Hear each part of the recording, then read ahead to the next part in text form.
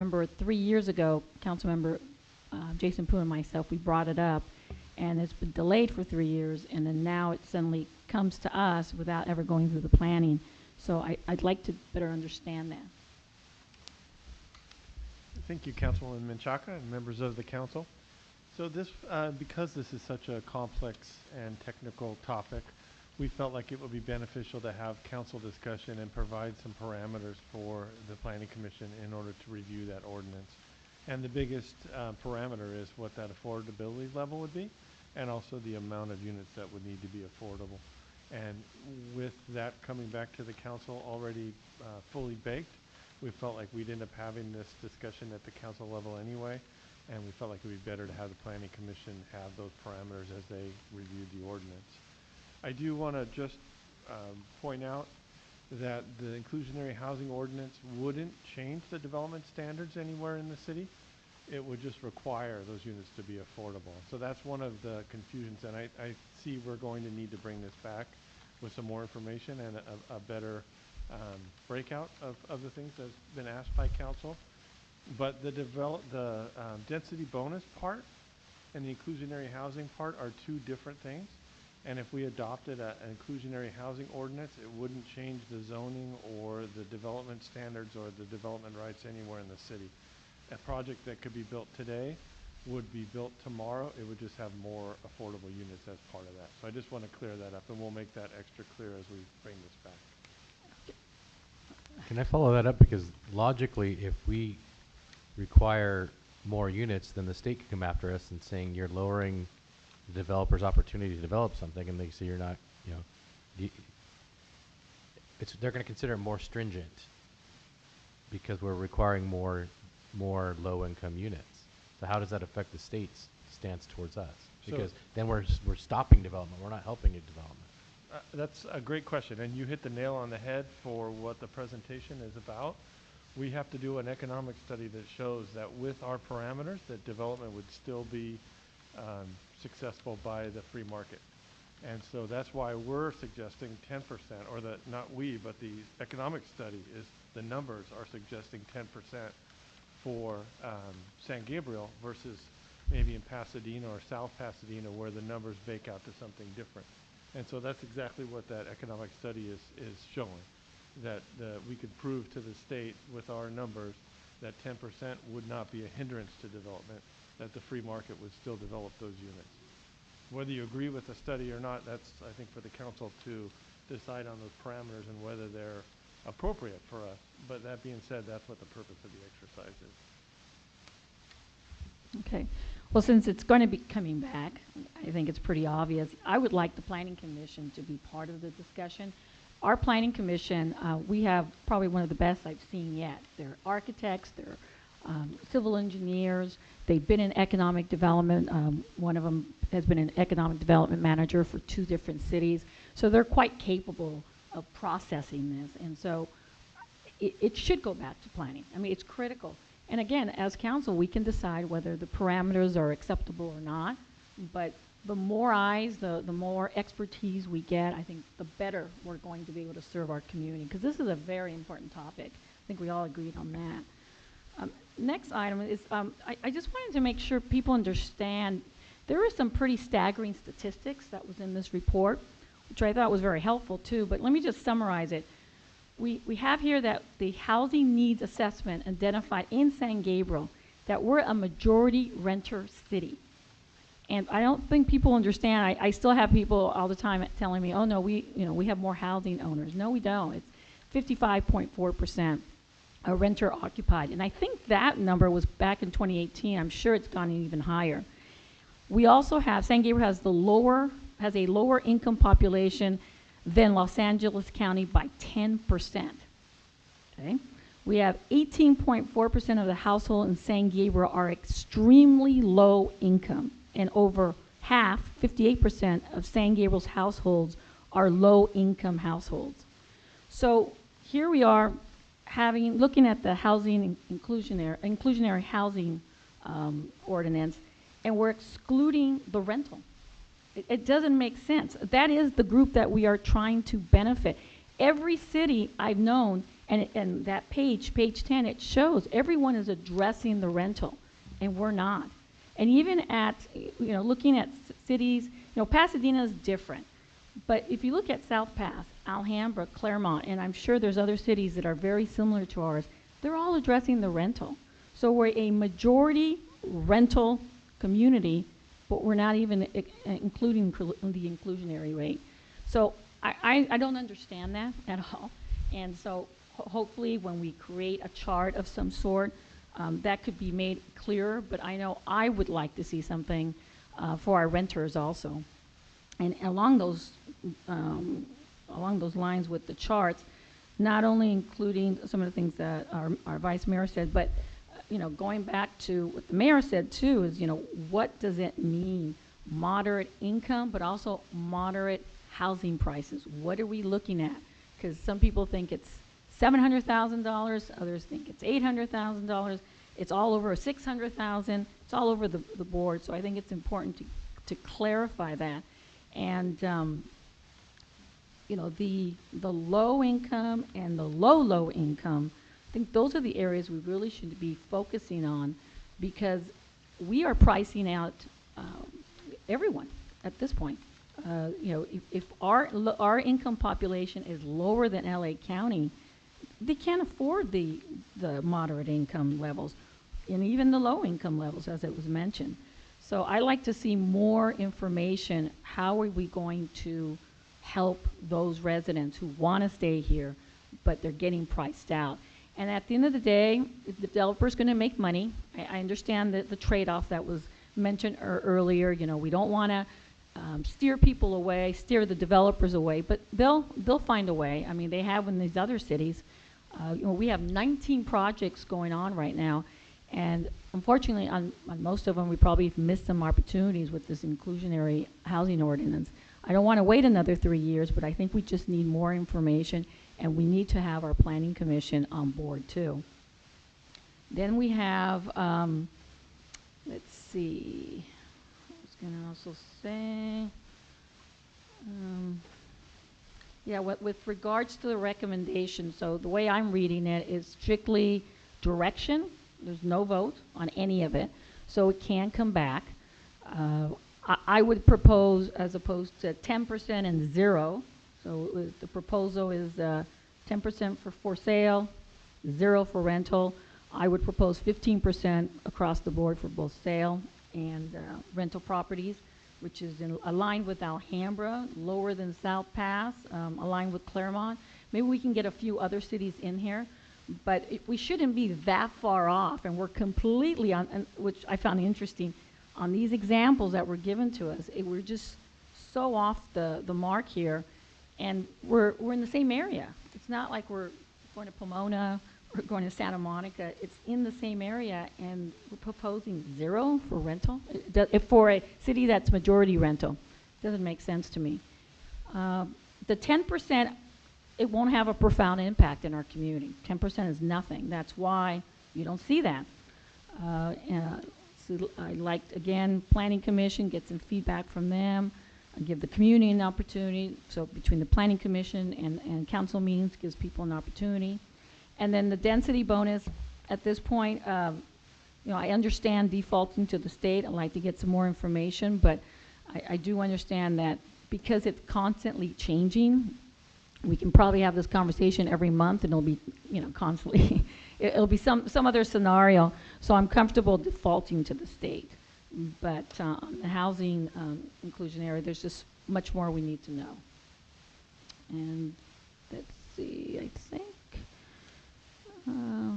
that's all I have for now. Thank you. Thank you. Councilmember Rivera. No, Denise kind of touched on something I mentioned earlier, that I think we should have a rental requirement.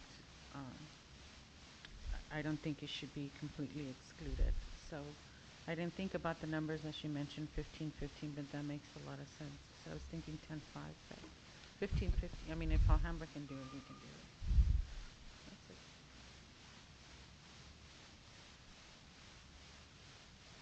That's it. Okay. Vice Mayor Harrington. Thank you, Mayor. I'll go back to my original opinion. I really think that we need a lot more information and a lot simpler information. And it might be at more than one meeting. It might be at one or two, like spread over, like we're going to focus on rentals on this one. We're going to focus on for sale on this one. Because when you go through the report, I understand the financials. It's 100% financial driven. But like when we say we're majority rental, we're also majority rental and we're built out for the most part. We have very narrow, like that's why the MUC was kept being up there, because it's really Valley Boulevard. There's some decent sized lots, some on San Gabriel Boulevard, but then the rest of the city is built out. We have a lot of home rentals too. We have a lot more than most cities. There's a lot of home rentals here because there's legacy people that are just renting their houses now or leasing their houses. So I think the financials are part of it, but we can't let it drive the entire decision because, you know, pro formas and financials, they're real easy to manipulate and make them say what you want from a developer standpoint. I've been on that side of it. You can make your profit look pretty low. It's not hard to do. I guarantee you if we up some of those numbers, we'll still get people willing to develop because San Gabriel has a really different, even in Alhambra and Temple City, we have a very high land price, which is strange for a very low income city. Our income's lower than both our neighbors, but our property prices are higher. So go figure. But the developers are going to amortize that into whether they're renting, which we're not getting a whole lot of rental development. We're getting mostly condominiums and for sale development. So I don't know the number of rental development. I know it's low. So we also have to caution that we may get no new rentals at all if we push it a little too far. So that's why the financials have to be a factor, but I think we should, as a council, get an informed decision. You know, because this presentation was nice, but it's very dense and very hard. I'm not talking about the presentation. I mean the package. When you read through it, it just your mind gets lost on number after number after number, term after term after term, and it just becomes very dense and very thick. And me having done this for a number of years, that was my previous job. I did development. I kind of understand it. Even for me, it was quite a lot to digest. And there's still things that I don't quite understand. They don't make sense to me. So I'm gonna just send separate comments to Mark and just say, here's what I want to see. That way, I think when I get what I want to see, and if everyone does that, we're gonna get a presentation that covers the whole council's needs. So that'd be my suggestion. Send in some questions to Mark and let him funnel everything.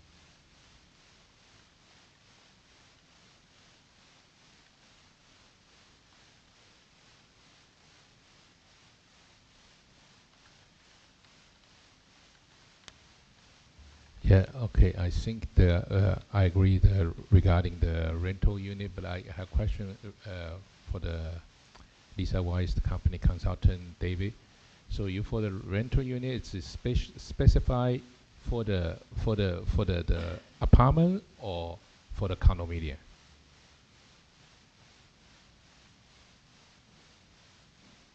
Because your suggestion is a zero. So I just want to understanding. So the economics are a little bit different between for sale and for rent. And cities will recognize that by having different requirements in for sale products versus rental products. One thing that happened very early on, again, remember it's 2017 when this current round of the state allowed, and there were some court rulings and this new state legislation that allowed for the inclusionary ordinances as we have them. Communities just went forward with numbers that felt good. And what that ended up doing, and remember this is just since 2017, so we don't have a long track record, but it was clear that it stopped investment in some communities because they set the numbers too high. So recognizing that that's a danger in this, because if the goal is to produce units, and units are produced in our system by private investment, it's the only way units come about. It has to be set at a number that will be attractive for an investor. So recognizing that some cities have been, these examples here, have a different rate in the for sale than in the rental. where it stands today, right now, it is very difficult to do a market rate rental project in the city of San Gabriel. It's very difficult. For sale is possible. Rents, not quite where they need to be to justify new construction. That's, working through that math is why the recommendation said don't burden it, because you won't get rental applications. It's not a moral judgment. It's not saying that you shouldn't try and encourage low income and lower income units in rental units. It's just saying the math won't work right now. And you should revisit it. Whatever ordinance you produce, you should revisit probably every 2 years what that number should be. One thing you're finding is some of the other communities that initially went in 2017 and said we want to go with a number that feels good, they're beginning to lower some of those numbers and question them. Another thing is happening in other communities that the state is getting very concerned about, and it's coming out through the housing elements where you have to identify constraints in your system. Some cities chose very high numbers for their inclusionary ordinances, and the state is saying that number is an impediment. You're using it as a de facto way to stop housing development, just like putting a very high impact fee, right, would be a way to discourage investment. So we can run different scenarios, and with staff's direction, we'd go and run them in all the different zones, different size projects, different mixes of units. That's fine. And it'll move the numbers a little bit. But right now, just sort of looking at sort of a basic project. So some of these other cities that are up on, when they have, like for example, South Pasadena is a good example. They're not getting investment in rental projects. The number's too high. Won't work. So my question is, your rental project development, is it specific talking about this apartment unit, whole building is an apartment, or talking about a mixed use for the condominium? That's the difference. So, right? Condominium, you can say, always can say this for sale. right. But also condominium, they can, so I build a condominium, but I just want a rental. So that's the one I want to clarify. Okay. So it's for the developer. It's a way just like limited for the apartment unit develop, or also apply to the condominium mixed use user. After the project is developed, if there isn't a covenant on it to remain in low income, then it just goes off into the market. So if you own a project, a condominium, and there's no covenant on it that limits the income of the occupant, you can rent it out at a market rate. That's for my to the like on the current community. Most our city, the condominium unit that develop right now, probably is not for sale. They're for rent. So that's the confusing for the for me. It's really for the sale or for the rental. So I don't know that it's clarified for the. I might be able to answer that too. I think I know what you're asking. Okay. When individuals buy a condominium and they want to rent it to someone else, that's not what we're talking about. Yeah, we're talking about the develop. So the development. So if a developer builds a development, Yeah. and they have a rule that says if you rent your condo out, it must have they can't rent out to someone with higher income than this. Okay. That's what he's talking about. Okay. If we applied that standard, Uh, when someone built that condominium Okay. complex, they couldn't rent, an individual could buy it, yeah. and then they couldn't rent it to somebody except for unless they were below a certain income. Mm-hmm. That's what we would be doing with this. So Okay. it would apply to condominiums as well if they got a density bonus. Okay. But this is in the 19. The project is we're not talking about the inclusive one. We don't have right? that ordinance yet. Yeah. Yeah. Okay. So the ordinance is for the future develop, right? Okay. So yeah, and so if the direction it's for our city is a lot of rental income, so we also need to think about that too. Yeah, but because I hear about a lot of people, yeah, actually recently I do the research to our San Gabriel city. If we rent the 1 bedroom, it's at least like near to the $2,000, right? Even this figure, that maybe average like 2,500. Yeah, they're very expensive. So,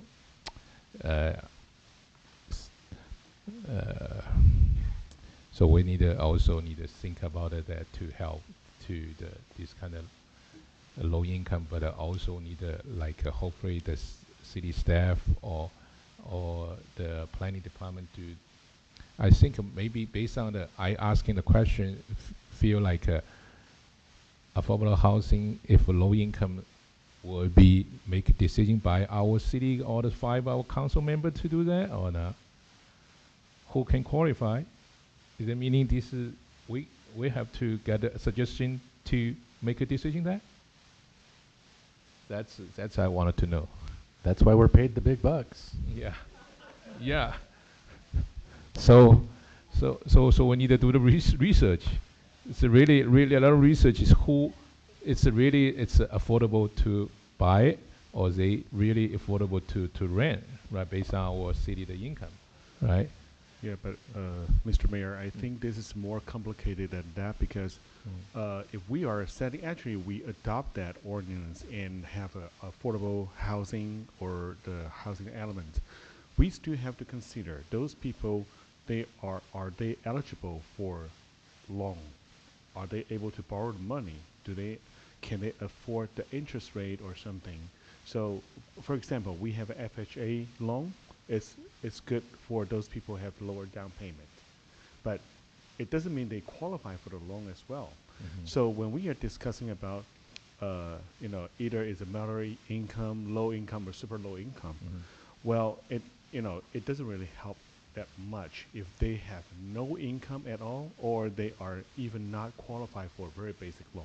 They still cannot afford a home anyway, because to have a home that we have to pay the property tax, mortgage, interest, and a homeowner association. So a lot of soft cost that as the presentations indicates, that is a lot of money too. So I think that we have to, we better to have those planning department that we can work, try to brainstorm and find out a better way that will benefit our resident the most. Because having a home is American dream, a part of the American dream. But how we can help those people to achieve their dream, and we, not necessarily they have all a good income to support their housing expenses. Then we can figure out a way. Every year, LA County, they would release a number that is called the income limit. That would help the lenders to identify that who can qualify for what loan. So that could be another problem. If we are having a good program, but we don't have any good program for the lenders or for the borrowers, then it's still a waste of time. So we should really put all the financial planning and also the maybe some of the architect people. We should really work together. Then we can make the best decision for the city. So, but our city had also just for the financial for the loan, if they affordable housing, so they can get some low interest rate about that, or we cannot control it, right? We don't have authorized to do that. So maybe I think we should be let whatever the state or county, they should be understanding our local city this kind of situation. They maybe if they really right now force every city to do that, they should be provided some execute the plan. They can to execute this plan. So special loan for this kind of low income, right? So I think we should have some our city, if possible, we can write a letter to our local legislature, like a state assembly, senator, even federal Congress, right? Even county supervisor. Maybe after we do the research, maybe hopefully our city manager to generate the letter to submit to them, to let them know. So it's so complete. We want to follow up the ordinance, right? Their rule, but you should be provided some like a tool for us, right? We can achieve this goal, Yeah. So and then definitely when we go back to the planning department, the financial department to find out. And it's also the good question for the council member who asking: is there any city have this really achievement? For example, they say the Pasadena. So maybe we can find the Pasadena what they do, what kind of the level they use for the low income. Maybe we can study from them. Mayor? And also, I think we're all in agreement, but just want to make sure that we're looking at the renters also. Yeah.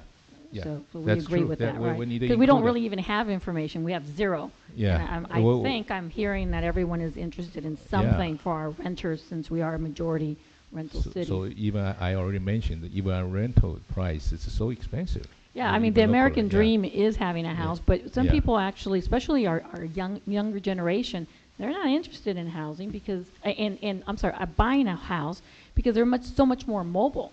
And so they're interested in being able to, they call it nomading now, but moving from state to state, country to country.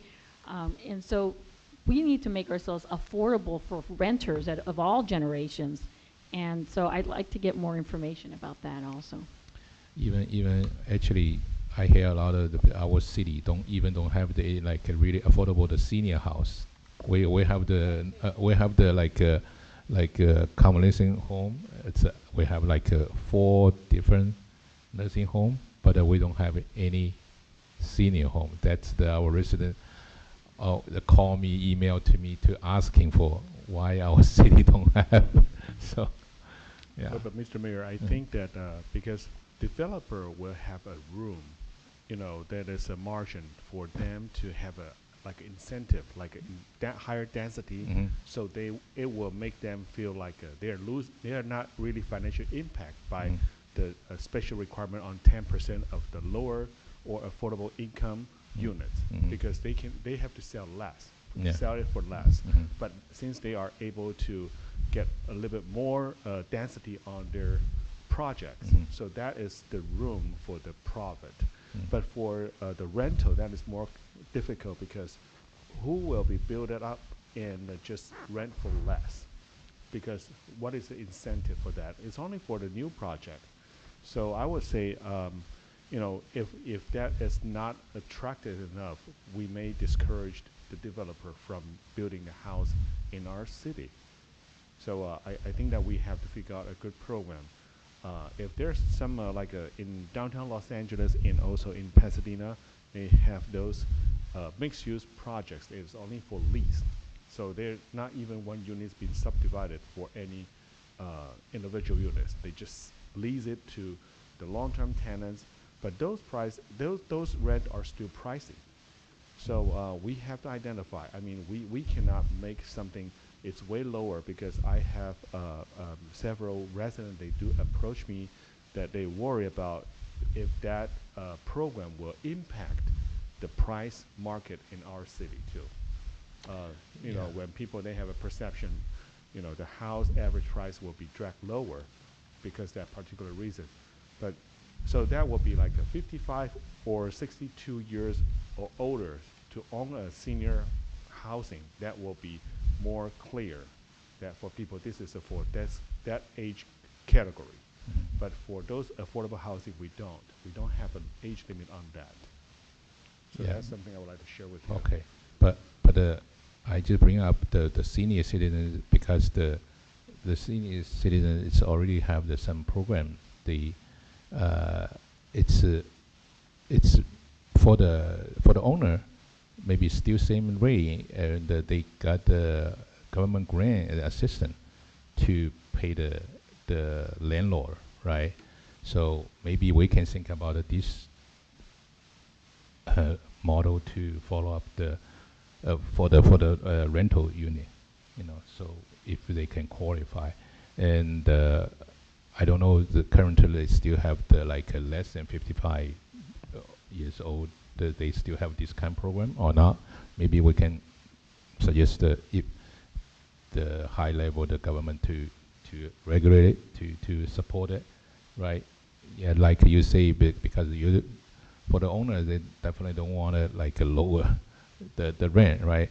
But yeah, most owner, maybe also small business owner too, maybe they go, it's really do the hard work, saving the money, and buy the extra 1 or 2 house, right? They also generate for that retirement too, right? So we need to think about that too, but I also need to think about the affordable, the rent to support them, Yeah, I think our city maybe don't have too much more money to that kind of incentive for them, right?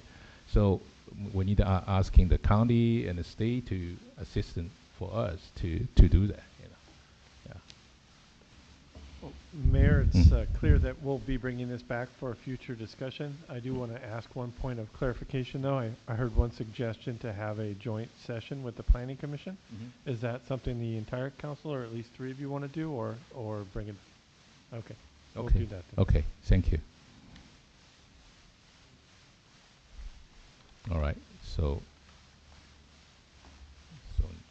just clear direction, right? Okay, all right, okay. So next item, please.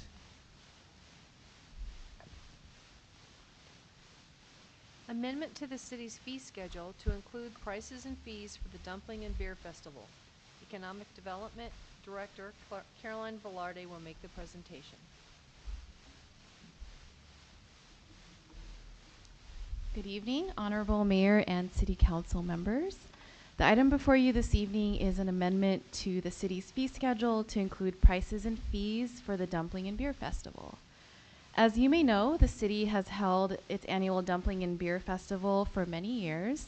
This is the city's twist on Oktoberfest that many throughout the region attend to celebrate the community through popular food and drink. The event is free and open to the public, though purchase tickets are required for guests 21 years of age or older to enter the beer garden area. In addition to the beer garden admission costs, staff charges a participation fee of $100 for food trucks or $200 for food vendors.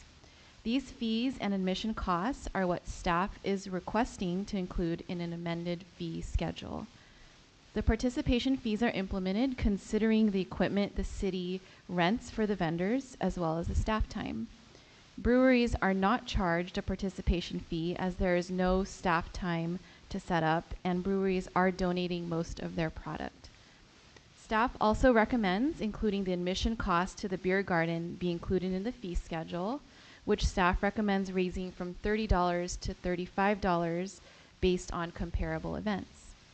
As Dumpling and Beer is not one of the core municipal services, the city can charge fees set at a market rate. Though these fees have not been included traditionally in the fee schedule in the past, staff recommends they be included given the annual reoccurrence of the event for transparency and to facilitate the city's audits. That concludes my report. I would be happy to answer any questions you may have at this time. Thank you. Does the council member have the factual question and for the staff to clarify report? Okay, council. Okay, Vice just Mayor Henderson. one question. In years past, they had a discount if you bought early online. Are we still going to do that? Like, I think it was $5 less if you bought early.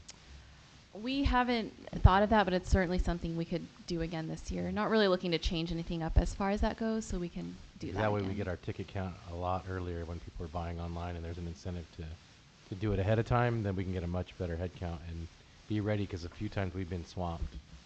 Right. It gives everybody a heads up, because we've sold out, 3 times now, I think? So. Yeah, actually, last year I remember when the in person, there's only 30 tickets left. Oh, okay. Yeah. This year we're allotting about 100 tickets for in person, encouraging folks to purchase You online. will be reserved 100 tickets for Yes. in person. Okay. So total how many tickets this year you plan to sell? We are allotting 800.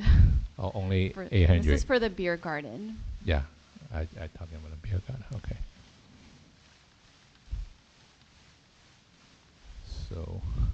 So the maybe we can discuss later. Or, okay. Unless there's Councilmember- more questions, I'm ready yeah, to make yeah, a motion. Yeah, yeah. No public Um, comment. yeah. Public comment. Public comments. Thank you, Mayor. We have no speaker cards. Is there anyone wishing to address council on this item? Okay. So it's now time council member deliberation discussion. So yeah, for me it's also agree if we but also reduce your job too. Maybe we can set up the time for incentive if early like purchase ticket. So you can also if they sold it right away, you can focus on the event, right? You don't need to worry about it. So the event is hosted on the October 14, right? Yes. Mm-hmm. So can we do like maybe before the event the 2 weeks? I don't know, 2 or 3 weeks. What's the deadline? What's the good suggestion? Yeah, purchase before that.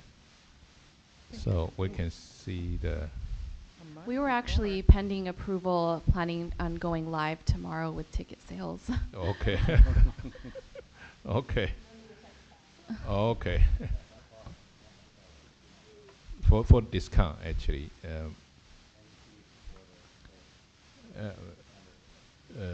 Maybe just September 30 the last days for the September, right? Okay. It's before that maybe we can discount maybe $5, $30, Yeah. right? I'm ready to make a So motion. rest of after that is $35, but in person definitely still $35, no discount, right? Yeah, because we already keep for them, right? Yeah. So I'll accept that and I'll make a motion, if you don't Okay. mind. Okay. I'll move that we approve the staff's recommendation with an amendment that up until 2 weeks prior to the event, we'll have a $5 discount. After 2 weeks prior, there's no more discount online. Okay. Do I a second. Okay. Motion made by the Vice Mayor Harrington and the second by Mayor Dean. Please vote.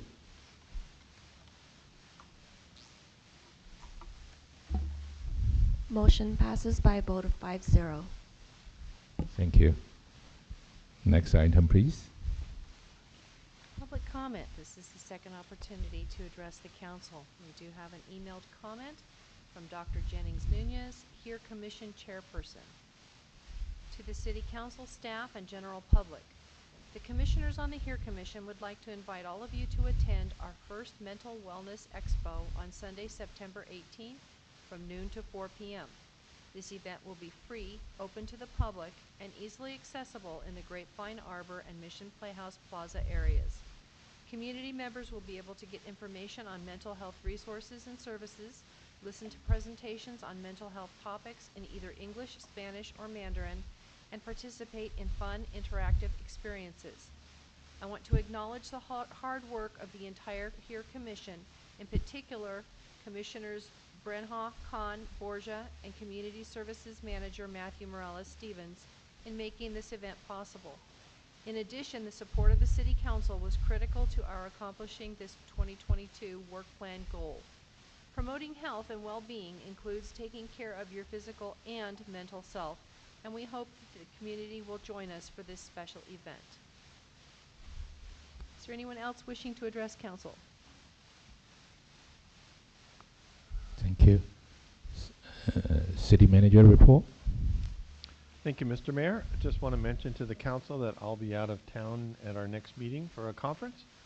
And Chief Harris will be sitting in my spot, so feel free to either go easy on him or not at your discretion. Thank you. And the council comment and the conference meeting report. Who will start? Councilmember Rivera. Just really briefly, last Sunday, Mayor Tony Ding and I had the pleasure of spending the whole day at the fire department from 8 a.m. Yeah, to a.m. to 8 5 p.m. I stayed till 8. You No, left okay, early. all right, okay, sorry. He couldn't hang. Okay, go ahead. And we got to see them in action, our fire department in action. We got to go on ride-alongs for several calls. Not too many because I think there's, what is it, Chief Wallace? There you go. So, but we actually did get to see them training in an old building, and Mayor Ding was really brave, and he actually climbed the ladder and went up on the roof with the guys. 90-degree weather, that was kind of fun. And so I just want to say, Chief Wallace, your department is really, really awesome. I was really happy to be there with the guys the whole day, and they treated us really well. Delicious food. They're great cooks. Although it is kind of sad because, they would sit down with us. We were about to have a meal, and then there was a call, and then they had to leave. So that, when duty calls, I guess duty calls, and so I really commend them for that, for everything that they do. Really, we learned a lot. We learned that every time they go out and use their equipment, they come back and actually clean it and repaint the whole equipment, and it's just something really, really great to see them come together and all the things that they do. We also had a chance to see the way the Verdugo thing works. There was a call on Las Tunas, and by the time when we got there was Alhambra, South Pasadena, and who else? There was this bunch of San Marino. Yeah, San Marino. They were there with their South ladder Pasadena. trucks and their ambulances, and the Even battalion Monterey chiefs Park were too. there. Yeah, Monterey Park. So it was great to see that agreement that you guys have, and how everything comes together. It was very informational for us to see it in person. So thank you, Chief Wallace, for keeping the guys and the team going together, and you guys are doing a great job. Thank you. So I will talk. Yeah, go ahead. Okay, thank you. Check. I too wanted just to remind everyone about the Wellness Expo, September 18th, Sunday. It's the first one that we've had. It's one of the first events for the HERE Commission, so everyone is welcome.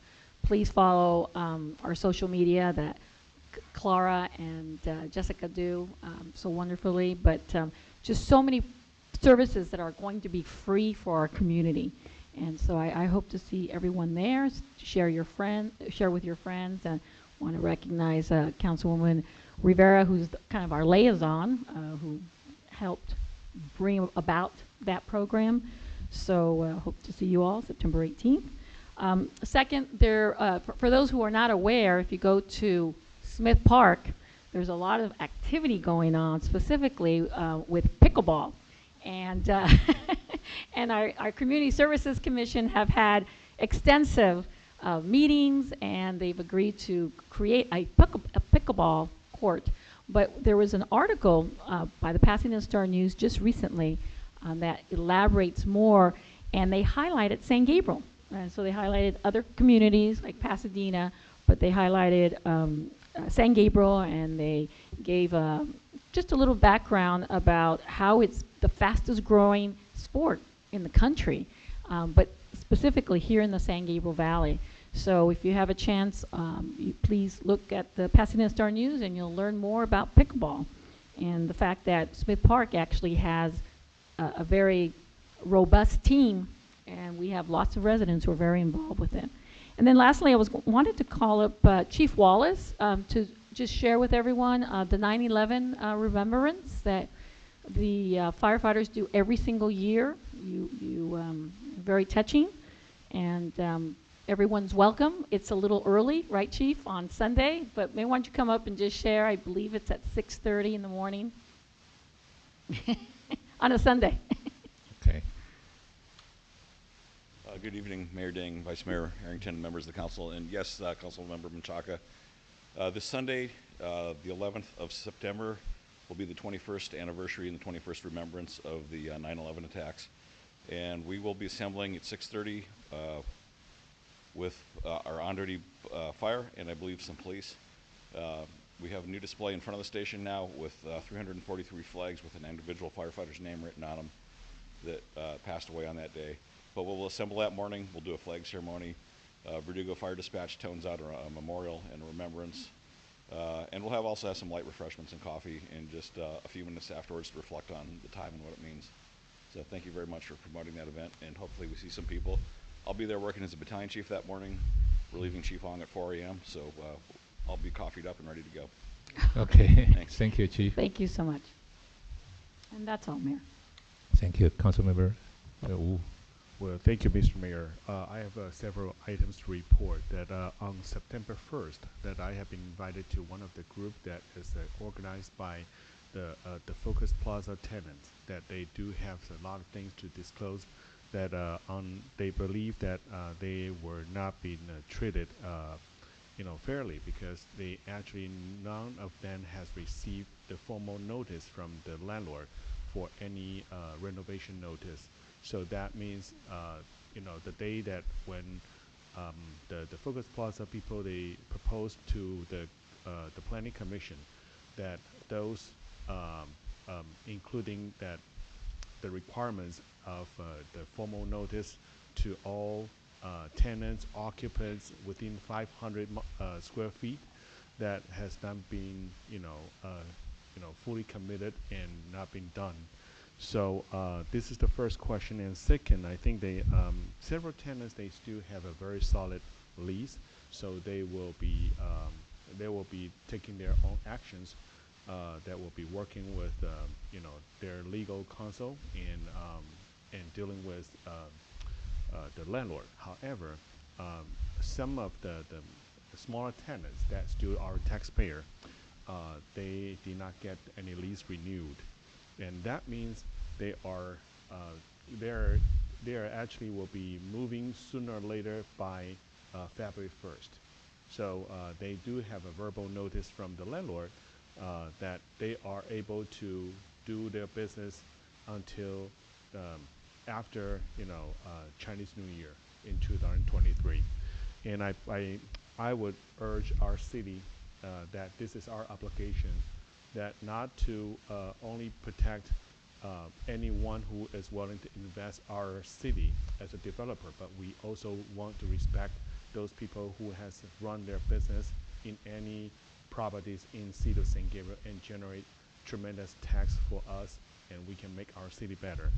So I believe that we do have obligations that to protect our business owners from any kind of not appropriate actions from any development projects. And I would wish that we will be working more with those tenants, because they are really anxious, very panicked. And some of the tenants that I know who has owned a business here for 30 years, they have decided to move to Monterey Park and our city as well. That is very tragic to our city, because we are losing them. It's not only 1 or 2 years, but that could be forever. So that is something I would like to report today. Thank you, Councilmember Wu. Thank you, Mayor. Harrington.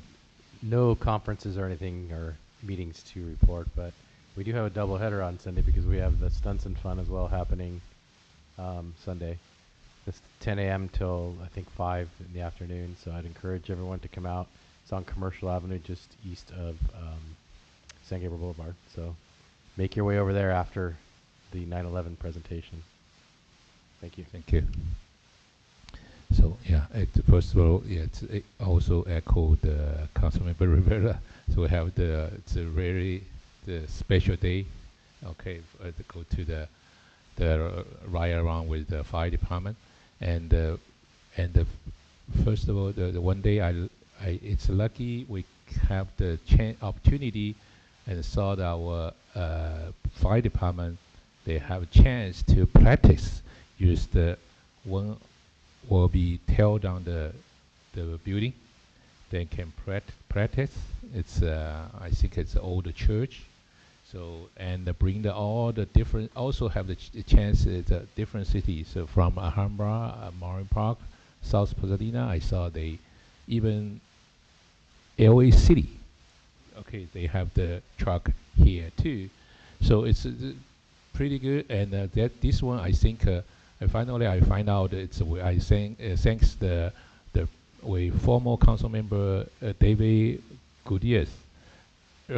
He helped to connect to the property new property owner. Let our fire department have opportunity to have this kind of really practice. I'm also came up to the roof too. Okay. Oh, you did. I did it. Yeah. Yeah. You take a photo for me, right? I actually took a video if anybody wants to watch it. Yeah. It'll be on my Instagram. Yeah. Yeah, because the not too many opportunity to this kind of real the practice. So that's meaning if I have this kind of the good practice, so it's ready to keep our community safety, right? And their response is really quick. I remember they should be like a 20. The whole control this fire like 20 minutes, but they did like 18 minutes. So it's 2 minutes short. That's meaning more. They are doing very good. Okay. Yeah. So that so yeah, so I need to get credit for the whole department too. Okay, thank you, the chief too. Okay, and then that day it's Chief Davis, right? Davis, yeah, yes. yeah. Okay, and then we have to see what's happened if they have the 911 call from under Las Tonas. All the Verdugo is coming quickly to go to the place to help. Finally, it's lucky not a fire. It's because it's air conditioned the fan exhausted that caused the smoke. But for me, it's really have the experience to learning about how our the fire department, the firemen to do that. And also I saw that when they come back, they clean everything, make sure everything will work for the next call. So yeah, it's really good. So it's have the opportunity this kind of learning. Thanks to our fire department to give me this opportunity. And then it's talking about the Focus Plaza. I think we need hopefully we can try. Mark help to maybe we communicate with the Focus Plaza, the landlord, and the tenant too. I think the city the opportunity we just do the bridge together. Okay, let them both understand it. So how it's good for our community, So we don't want to they are businessman, a business person. They leave to our city and go to another city too, right? And also it's definitely most of the business owners generate the sales tax for our revenue too, right? Okay. Of course, the landlord also generate property tax for us too, right? Okay. So we need to communicate together, and then another one. It's I talking about maybe you need to asking the Rebecca tomorrow morning. I think evening, lunchtime, we have the regular city meal, but I have the organization. She's the business owner in the Focus Plaza, but she's a kind of donation for the moon cake for our senior. Tomorrow lunchtime. What time? It's 11:30, right? 11:30. So they distributed the moon cake for our senior, the kind of donation. Actually, they already do the kind of donation to our. It's in our city next to the Hawaii supermarket. Have the adult care center. On the September 1st, they already distributed some moon cake for the senior person. So the senior, they really appreciate. And this organization called Chinese American Women Organization. They told me that even last year they did the same thing too. So this year I have an opportunity. They contact me.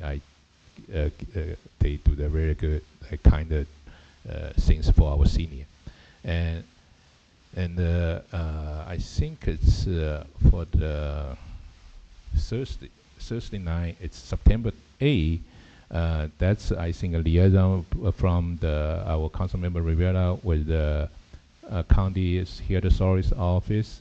Last like 2 weeks ago, we distribution the 200 backpack, and because we still have the people is on the waiting list, and the county give it to us another 100 backpack, and because our city the organization like Kwana and my organization, it's St. Gabriel Hope Line Club. Hope Line Club still like do the kind of contribution some coin for their inside their backpack. So we'll be like probably near to like 10. I already saw 10. Our member will be helped for the distribution for the backpack. Rebecca, it's 5:30, evening 5:30, right? Yeah. So if the member they already pre-registered, don't forget it. Get your backpack, okay? And last one, and not the last one actually. One is also it's Vice Mayor Harrington already did it the last time we approved the event for the Stern Fund. It's on the after the morning for the ceremony for the 9/11, but at 10 o'clock we'll have the street closing this event. It's hopefully it's a family fun to get together. And another one, it's on the September 10th. It's middle autumn. It's a moon festival for our Chinese community. So that's actually the Lunar New Year. Every Lunar New Year is August 15th. So that day it's August. It's lucky. It's on the Saturday. It's August 15th. So I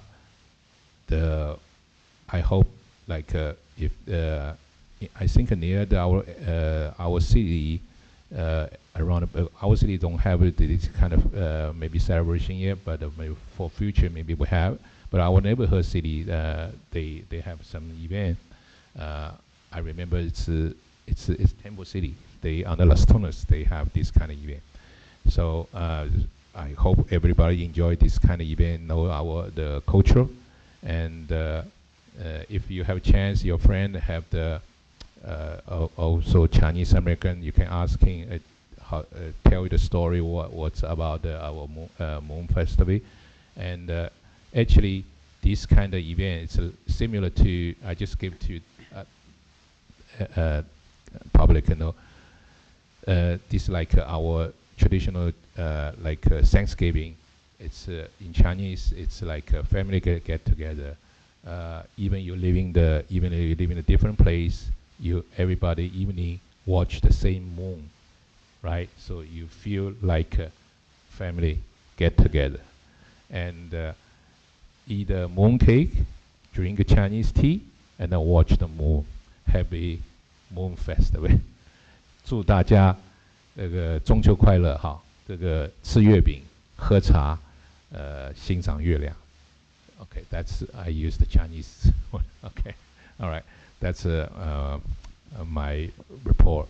Okay, and then next one, closing section. No, right, and meeting adjourned. 8:44 p.m. Next regular council meeting will be held Tuesday, September 2022 at 6:30 p.m. Thank you.